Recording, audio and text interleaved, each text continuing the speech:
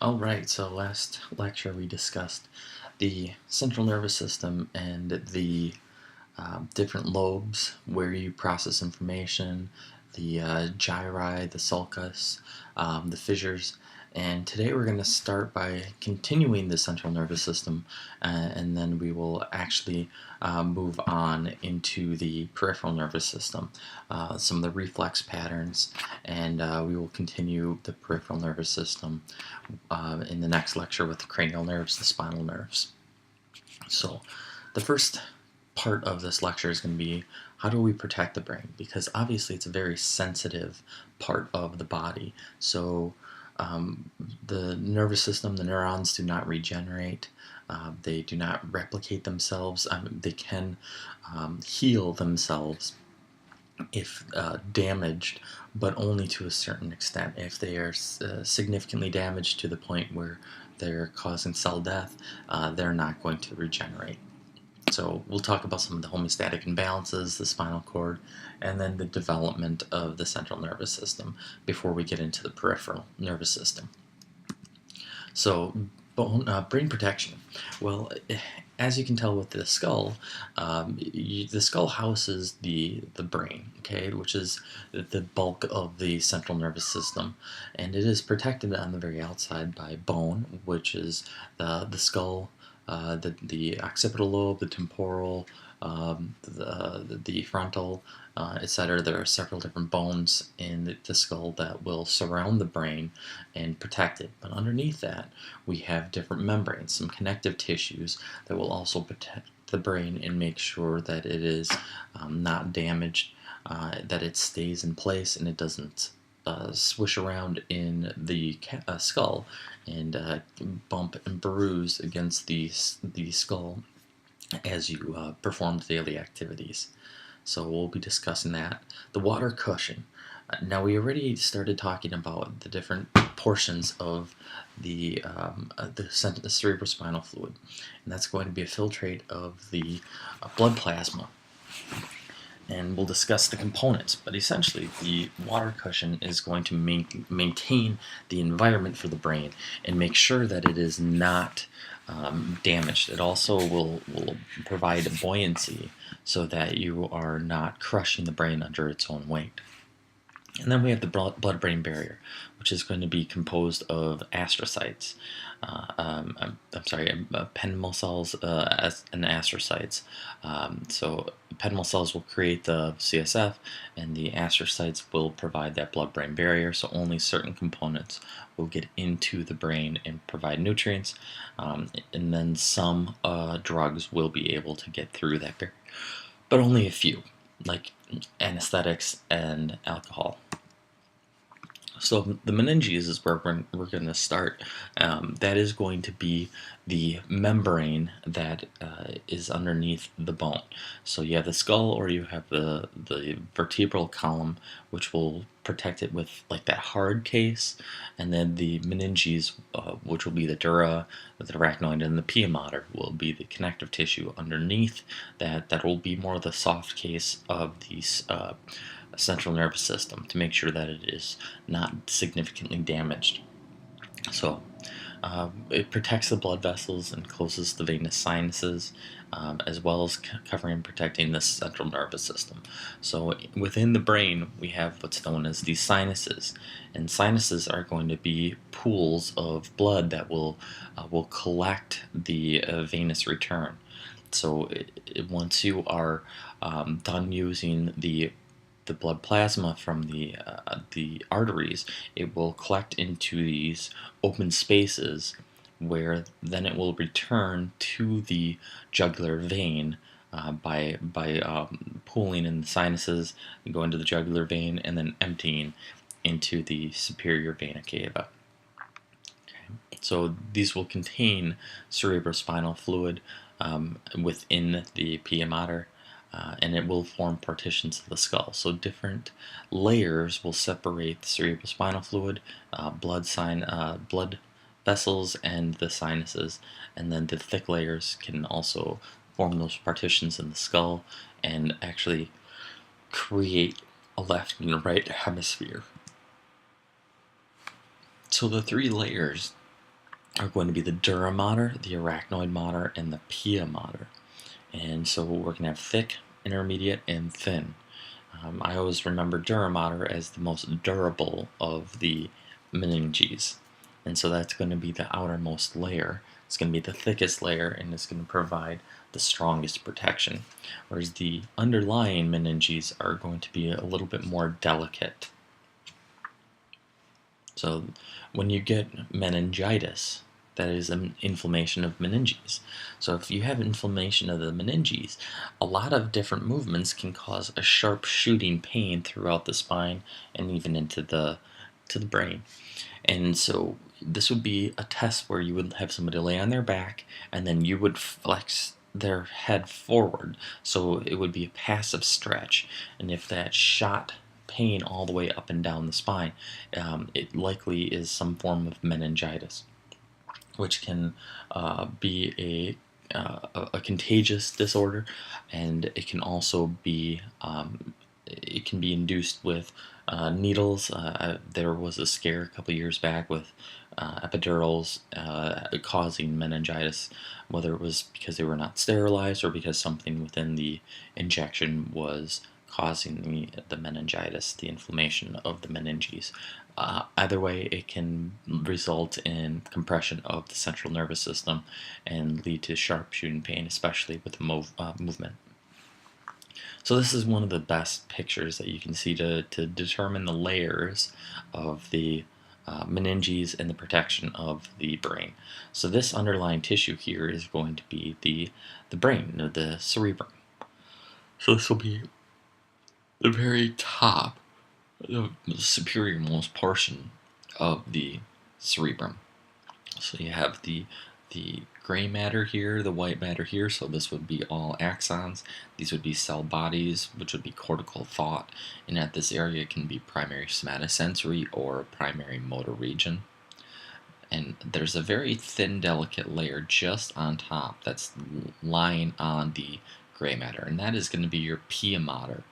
And I always remember pia as like the little peas. It's the smallest layer. They're very delicate. If you try to squish a pea, it will rupture and will cause damage. So this is a very thin, delicate layer.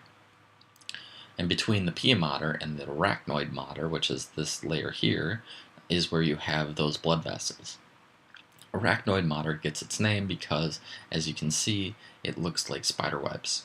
So it connects the pia mater, the arachnoid mater, with these extensions that are going to allow for the blood vessels to get close enough to the central nervous system. And then you have the thick layer of the dura mater. The dura mater right here is known as the falx cerebri, which is going to be the division between the left and the right hemispheres. So that's in the longitudinal fissure, and then on the rest of the brain is going to be simply known as the dura mater. And so you have two different components to it. You have the periosteal layer, which, as you can imagine, is going to abut the periosteum and abut the bone. So it's surrounding the bone, so periosteum. And then you have the meningeal layer, which is going to be closer to the arachnoid mater. Okay, so separating the two layers of the dura mater is going to be the sinuses. So when you have this separation between the two, you actually open up a space, and that will lead to pooling of venous blood, which means that there is still space there, that the arteries will pool whatever they have they haven't used up into the superior sagittal sinus in this case, but there are several different sinuses within the brain, so it's a collection of that blood.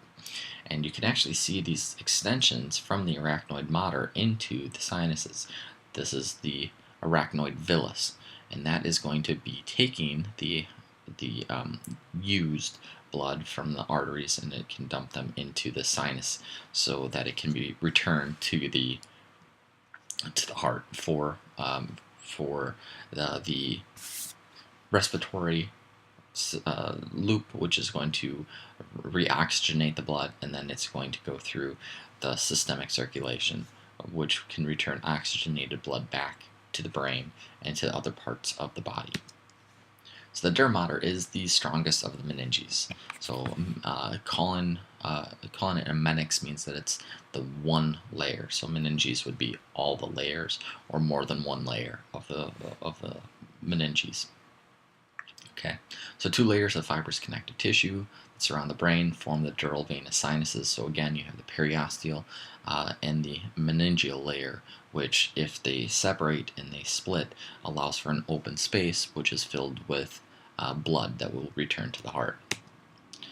So the dural septal limit excessive movement of the brain so that you're not getting it hitting different parts of the skull, which could damage the brain itself.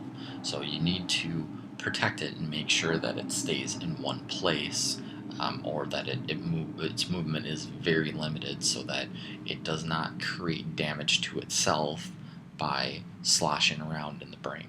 So this connective tissue layer is going to hold it relatively in place. And then you have some help with the falx cerebri, which is in the longitudinal fissure. It attaches to the crista galli, which is going to be on the anterior inferior portion of the brain. It's actually going to be connected to the nasal bone, which is going to then connect the falx cerebri to the superior portions of the skull and run along the longitudinal line of the cerebrum and separate into left and right into left and right hemispheres. The falx cerebelli is going to be along the vermis of the cerebellum, which separates the cerebellum into a left and a right hemisphere of the cerebellum. The tentorium cerebelli is in the horizontal fold that separates the cerebellum from the cerebrum. And so that's going to be in the transverse fissure. And you can remember this because tentorium, it's like a tent. Well, what does the tent do? It protects you from rain. Well, it lines over the cerebellum to protect it from the cerebrum, so separates the two. And you can see it here. This would be the tentorium cerebelli, which is in the transverse fissure. Then you have the falx cerebri and then the falx cerebelli. So you have this crossed pattern with an extra layer of the dura mater here, which is actually going to be separated and open it up into a sinus, which is going to pool blood. And here's a better look at that. So you can actually see the cerebellum and then the cerebrum here. You have the dura mater in here. There's the dura mater lining the brain itself. And then you have the falx cerebri, the falx cerebelli, and then the tentorium cerebelli, which is going to separate the different lobes of the cerebrum and the cerebellum, and it's also going to allow for the sinuses to pool blood here. And so in this vision, the blood has actually been given a substance or a chemical that will harden it so that it doesn't move. So that's what happens during if you would do a cadaver dissection, is they actually create this this thickening of the blood so that it doesn't move. You can actually see where the blood flow would be. And here underneath the cerebellum, you can see where the pons and the spinal cord would be. So we're going to be talking about that a little bit more later on in the lecture. So you can see the thickness here of that dura mater. It is very strong and protective of the brain. It holds it in place so that it doesn't move around and cause any damage. So underneath the dura mater, we have the arachnoid mater. And that is going to be the middle layer with the web-like extensions, hence the name arachnoid. So arachnophobia would be the fear of spiders, so arachnus, spiders, and so they named this arachnoid after a spider because they create those webs, which is exactly what the arachnoid mater will look like. It creates this extra separation and protection of the brain. So it's separated from the dura mater by a subdural space. Okay, and then underneath the arachnoid, the subarachnoid, so sub underneath arachnoid, so underneath the arachnoid mater, contains cerebrospinal fluid and largest blood vessels of the brain. So you need to supply the brain with enough oxygen, glucose, etc., etc. And so those blood vessels will be found in this space underneath the thickest layers and the thickest mater meninges. And then you have what's known as these arachnoid villi, which protrude into the superior sagittal sinus and permit CSF reabsorption. Okay, so allowing cerebrospinal fluid to flow back into the blood and reoxygenate, recover new glucose and filter back through. So you have this constant state of a very potent, specific fluid to maintain the environment that the brain needs to survive. So here is the arachnoid layer. The cerebrospinal fluid would be here, and then you have the blood vessels within that region. And here are the arachnoid villi, which allow for that cerebrospinal fluid reabsorption. Okay, and the very lowest layer, the one that hugs the brain, is going to be the pia mater, which is a delicate vascularized connective tissue that clings tightly to the brain. It's kind of like having a saran wrap on the brain. It's going to cling, it's going to be thin, it's delicate, more delicate than the saran wrap would be. Connective tissue and it clings right onto that surface and it doesn't move. So those are going to be the important layers that you're going to be learning. You're going to want to review. Again, dura mater would be the durable layer that is going to be on the very exterior and just underneath the skull. So you have the bone, which is going to be obviously the hard case, and then you have the 3 layers of the soft case. So you have the dura mater, which is the periosteal and the meningeal layer. If they separate, they can create that sinus, so that open space. You have the arachnoid mater underneath that, which is going to be the web-like layer, and that's going to have the cerebrospinal fluid and the blood vessels. Okay, and then the pia mater, which clings tightly to the brain itself. So what is cerebrospinal fluid? Okay, so you can call it CSF, that's what most people will call it, otherwise cerebrospinal fluid can get long to say on a regular basis.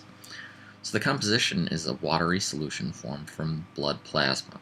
So you take the blood plasma, and which is going to be the blood without the cells, and you create this filtrate. So there's less protein and a different ion concentration than plasma. Okay, and so that will create a different environment of the cerebrospinal fluid than the blood plasma itself, because less protein means that it is going to be thinner, and it's going to be more water than the blood vessels and the blood plasma, and a different ion concentration to make sure it's not too acidic or too basic, but also so that you have exactly what you need to create the proper nervous system function. It is a constant volume. If it gets too thick, if there's too much blood or CSF in the brain, it can create a swelling which can damage the central nervous system, and it's known as hydrocephalus. Now, in an infant, hydrocephalus is not as big of an issue because the sutures have not been fully formed, so it will not push so much on the brain as it will expand the head. In an adult, that expansion of the CSF can lead to pressure on the brain because the skull is not able to expand, so it actually deteriorates the nervous system within the skull. So the functions. One, it gives buoyancy to the CNS structures, so it reduces the weight by 97%.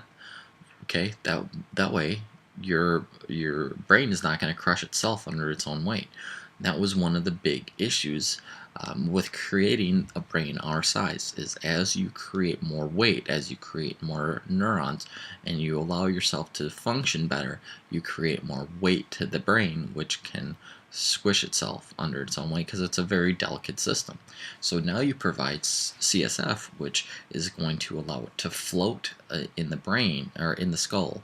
It can reduce the weight and allow you to function without creating any damage. So we're protecting the CNS from blows and other traumas. So if you get hit in the head, or if you fall and you create some whiplash, essentially, if you don't have the CSF, you're allowing the brain to hit one side of the skull and then the other side of the skull. Yes, you still have the meninges, which will help reduce that, but the cerebrospinal fluid will help with that even more.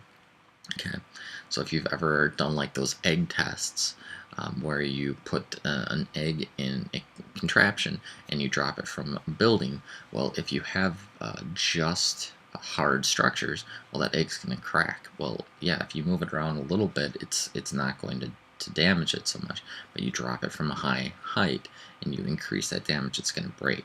You add some water to it and some of those components, and it's a lot less likely. So it protects the CNS from blows and other trauma, and it nourishes the brain and carries chemical signals. So it allows you to create those chemical signals as you change the ion concentration.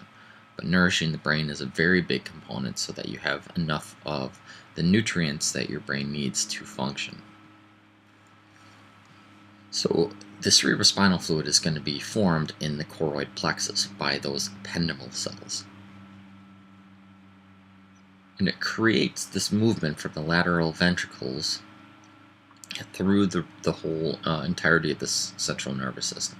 So you'll actually get CSF flow down through the spinal cord, all the way down to the coccyx and back up into the brain, and it's going to be reabsorbed into the sinuses, where you're going to bring that back to the heart. So when you are taking the nutrients out of the CSF, you need to replenish them, and that's what the body will do. Okay, so here is the blood vessel, and right here you're going to have connective tissue of the pia mater, and these are going to be your ependymal cells. Your ependymal cells will line this blood vessel and allow you to filter the blood plasma out into the CSF, so you will actually move waste and unnecessary solutes back into the blood vessels while you take glucose, oxygen, vitamins, and ions from the blood and bring it back into the CSF so that you maintain the proper ion concentration, glucose concentration, oxygen levels, vitamin levels, etc., so that you create the proper environment for the brain to function the way it needs to. So the big thing that you need to know is the ependymal cells here are going to create that CSF, so you bring waste into the blood and you bring good things, nutrients, back from the blood into the CSF. So this right here is a picture of hydrocephalus. So that baby's brain is obviously expanded, so it is much larger than it should because they have some sort of blockage to the CSF flow. So now you're not, now you're building too much cerebrospinal fluid and you're not removing enough.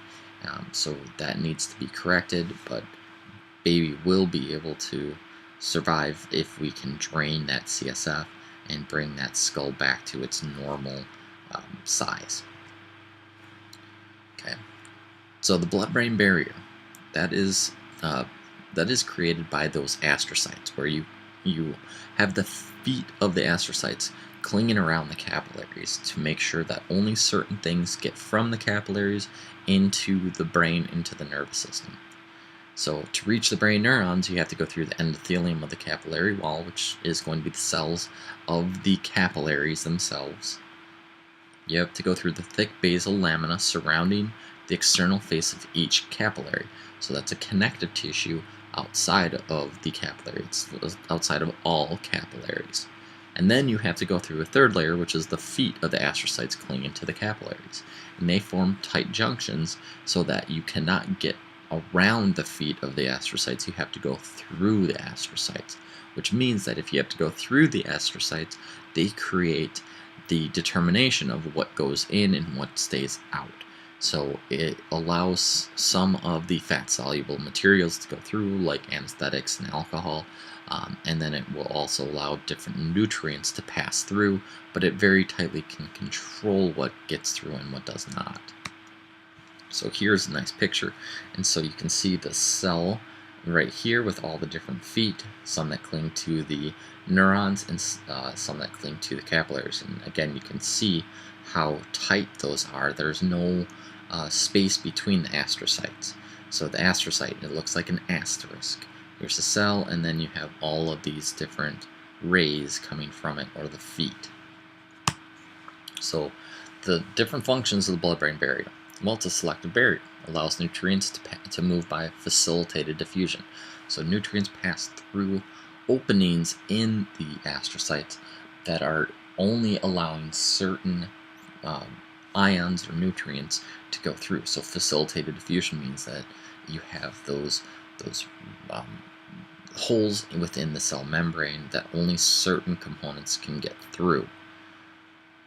Metabolic waste, proteins, toxins, most drugs, and small non-essential amino acids, and potassium are all denied access to the nervous system, but it allows any fat-soluble substances to pass, which includes alcohol, nicotine, and anesthetics.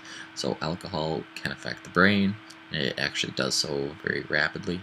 Nicotine will also affect the brain, as well as anesthetics, which is good if you're undergoing surgery and you want to be knocked out for it. So the blood-brain barrier is absent in some areas. So the vomiting center and the hypothalamus would be two areas. Now the vomiting center would be one so that you can measure the concentration of the food that you're ingesting.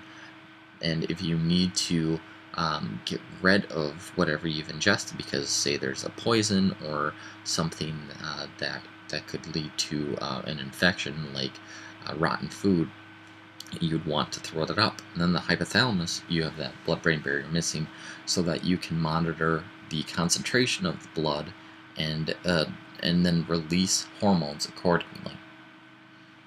So those would be necessary to monitor chemical composition of the blood. Therefore, you don't want an extra barrier to see what actually is in the blood.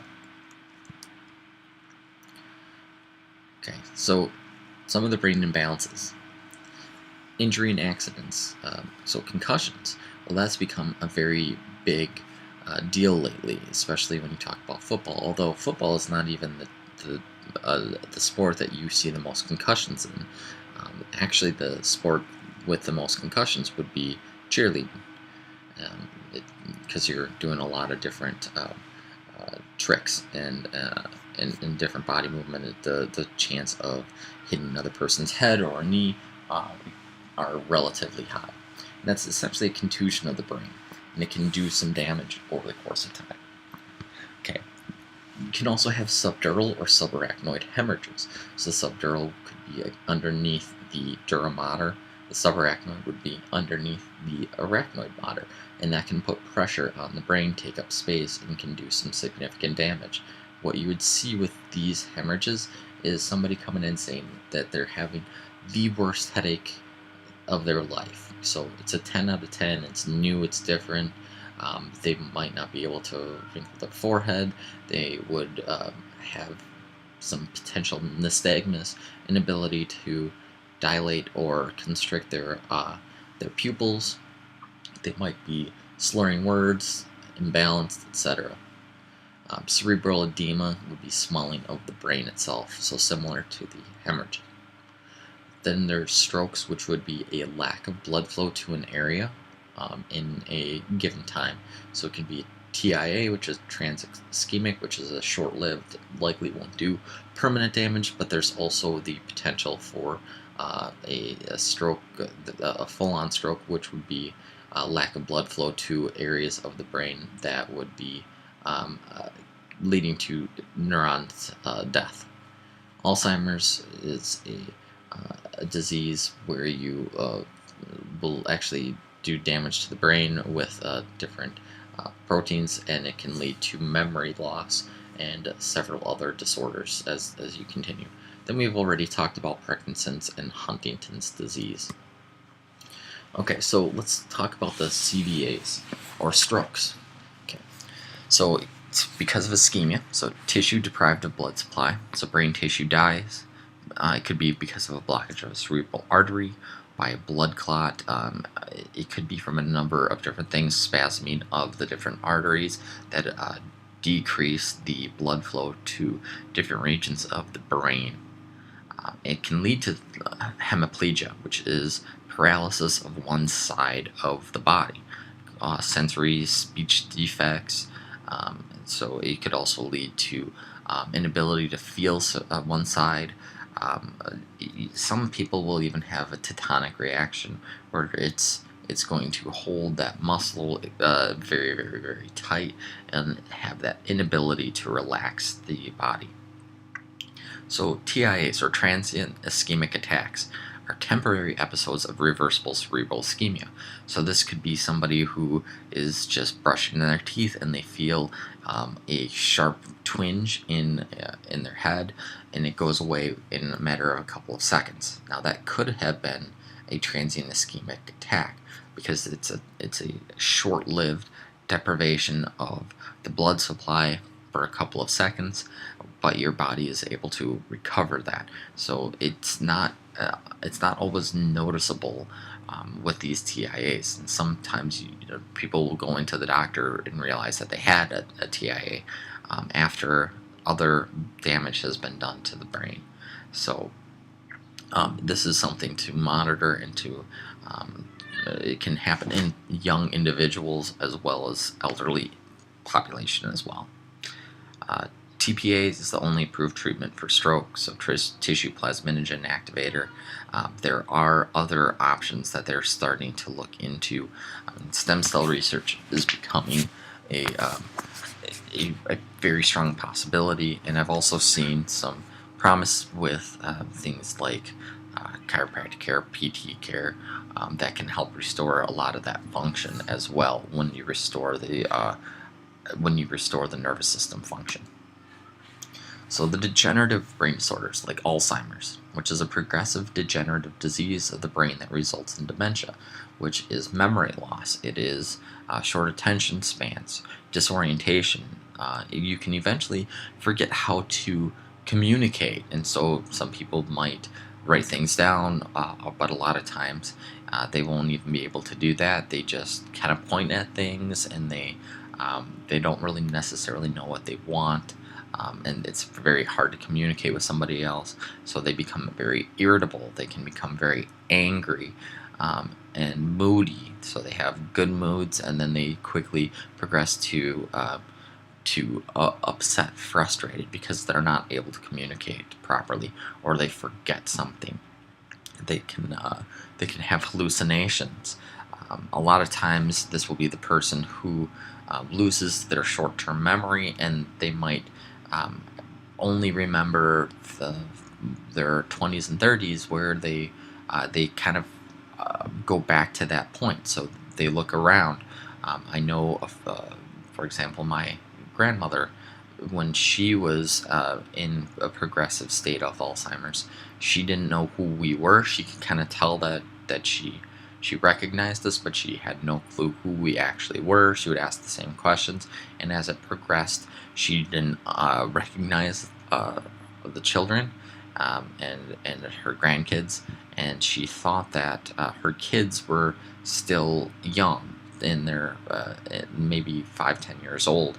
She was asking for her husband, who had died 40 years prior. So those kinds of memory losses can be pretty substantial, and they progress over time. It can start with something very small, with I don't know where my keys are, or I forgot your name, and it's somebody that you've known for several years. So you have plaques of beta amyloid peptide that form in the brain, can have toxic effects that may involve prion proteins, which are malformed proteins that get lodged in the brain and get in the way. And you can lead to neural fibrillary tangles inside neurons that will kill the neurons themselves. The brain will shrink. It will destroy connections of the axons and dendrites, and that will lead to memory loss, and it will also start to degenerate the neurons themselves. Parkinson's, we discussed, which is going to be the the resting tremors, the difficulty walking, the shuffling gait, the pill rolling, and it's a degeneration of dopamine-releasing neurons of the substantia nigra, which means that if you don't have dopamine, you cannot calm down the muscles in the neuromuscular junction, so you have this continuous release of acetylcholine, which holds those muscles tight. The basal nuclei deprived dopamine become overactive, leads to tremors at rest. Causes unknown, although mitochondrial abnormalities or protein degradation pathways could be involved. And there are more and more people that you can see that are actually suffering from Parkinson's. It started with Michael J. Fox, as these famous celebrities who have been suffering from it, but there are more. Treatment with L-DOPA, deep brain stimulation, gene therapy. There is research into stem cell transplants. So if you look at L-DOPA, that is a synthetic dopamine that you can inject into the body to supply dopamine effects.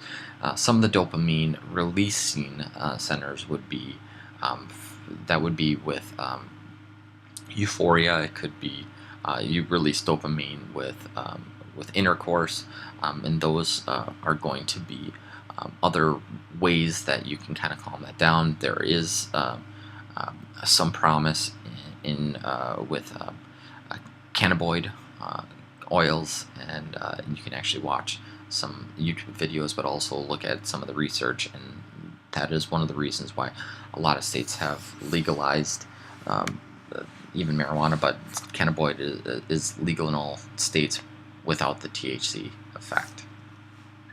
Huntington's would be a fatal hereditary disorder caused by accumulation of the brain huntingtin, leads to degeneration of the basal nuclei and cerebral cortex. So the initial symptoms are wild, jerky, flapping motions. It's later marked mental deterioration, so it can progress kind of like an Alzheimer's. So they lose memories, they can become confused and have hallucinations, and it can be treated with drugs that block the dopamine effects. And stem cell implant research is promising in this regard. So, being a hereditary disorder, you can actually potentially figure out at a young age if you are going to develop Huntington's disease, though a lot of people don't go that route because they don't want to know if it is something that they will be dealing with in the future. Okay, so that will be it for right now. We're going to continue the next lecture with